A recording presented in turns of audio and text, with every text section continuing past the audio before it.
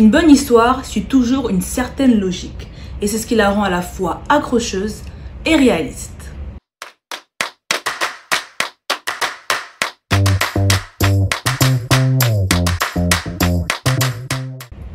Bonjour, je m'appelle Anna et aujourd'hui, je vais vous parler du schéma narratif, soit le plan de votre histoire. On peut diviser n'importe quel texte en 3 parties, le début, le milieu, la fin. Tout d'abord, le début de votre texte. On y retrouve habituellement la situation initiale, c'est-à-dire le contexte. Un lieu et une date, un événement, la description d'un personnage, de son quotidien, ses préoccupations. Par exemple, je demeurais depuis 5 ans à Ottawa. On y retrouve également l'élément déclencheur. Joyeux, triste, étrange ou surprenant, cet événement, qui peut aussi prendre la forme d'un autre personnage, viendra perturber le quotidien de vos personnages et leur donner une forme de mission.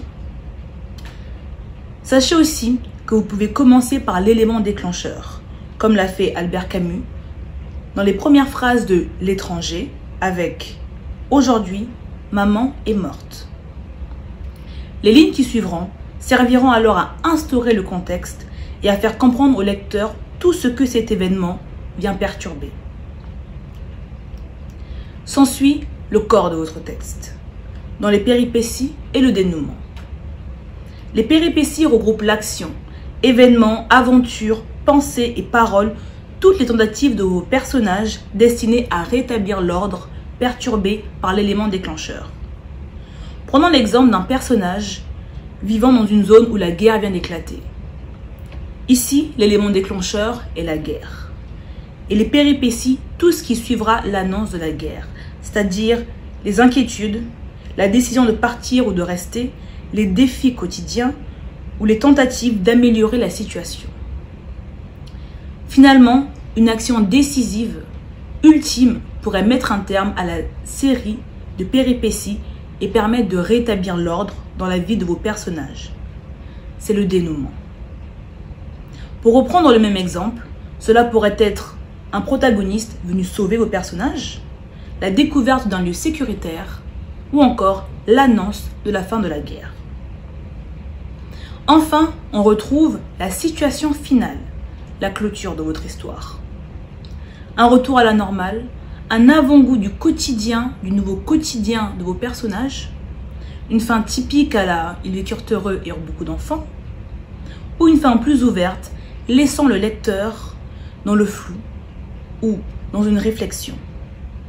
Par exemple, un questionnement sur la guerre ou encore une scène laissant supposer que le personnage n'a peut-être pas survécu.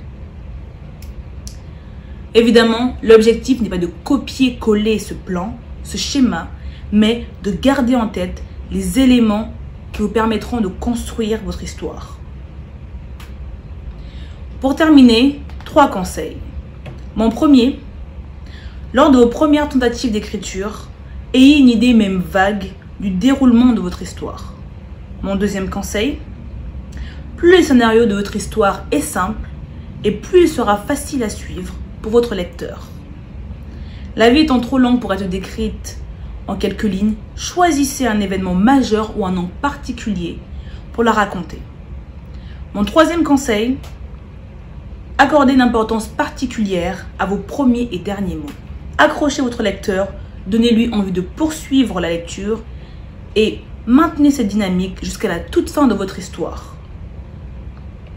Et surtout, n'oubliez pas de vous amuser.